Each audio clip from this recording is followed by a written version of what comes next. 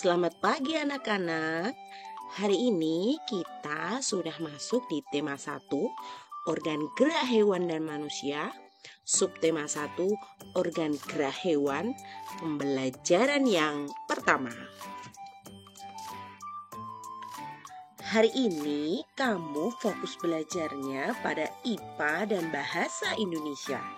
Untuk IPA, yaitu menjelaskan alat gerak dan fungsinya pada hewan.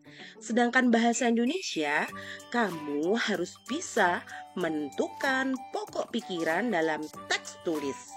Nanti kita belajar bersama-sama ya. Kamu sudah siap untuk belajar? Nah, sekarang kita perhatikan gambar berikut ini. Untuk gambar yang pertama, kita anggap ini hamster. Gerakannya maut deh ini ya.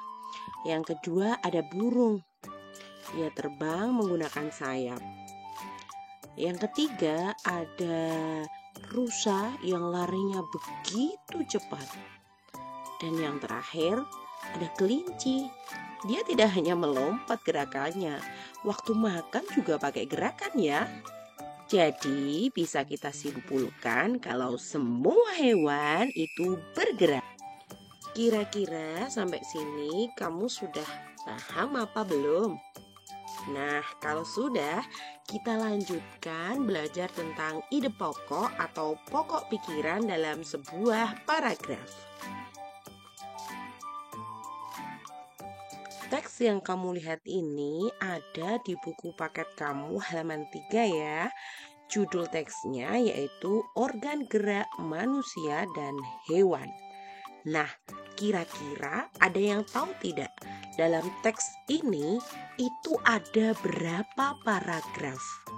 Ada yang tahu? Apakah ada yang jawab 5? Kalau iya, berarti kamu betul. Dalam teks organ gerak manusia dan hewan itu ada 5 paragraf ya. Coba deh kamu perhatikan yang ditandai merah oleh Bu Guru. Yuk sekali lagi nih, kalau untuk teks gerak ikan dalam air ini kira-kira ada berapa paragraf? Iya betul, ada 3 ya. Pinter. Sekarang kita lanjut belajar tentang ide pokok. Di sini Bu Guru ambil contoh 1 paragraf pada teks organ gerak manusia dan hewan. Paragraf ini memiliki 3 kalimat. Kalimat yang pertama yaitu salah satu ciri dari makhluk hidup adalah bergerak. Untuk kalimat yang kedua yaitu secara umum gerak dapat diartikan berpindah tempat atau perubahan posisi sebagian atau seluruh bagian dari tubuh. Untuk yang kalimat ketiga yaitu makhluk hidup akan bergerak apabila ada rangsangan yang mengenai sebagian atau seluruh bagian tubuhnya.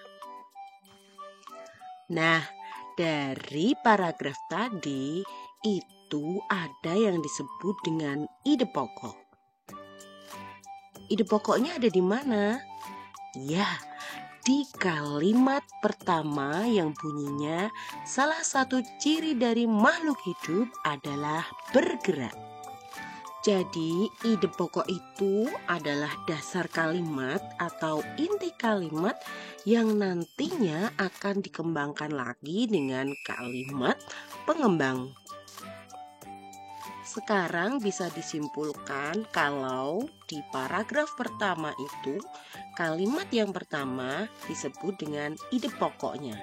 Sedangkan untuk kalimat kedua dan ketiga disebut dengan kalimat pengembang. Bagaimana? Kamu mulai paham? Agar semakin paham, Bu Guru akan memberikan tugas. Yang pertama tugas bahasa Indonesia dan juga tugas IPA. Nanti ditulis di buku kamu ya. Masing-masing bukunya berbeda, disampuli coklat agar lebih rapi.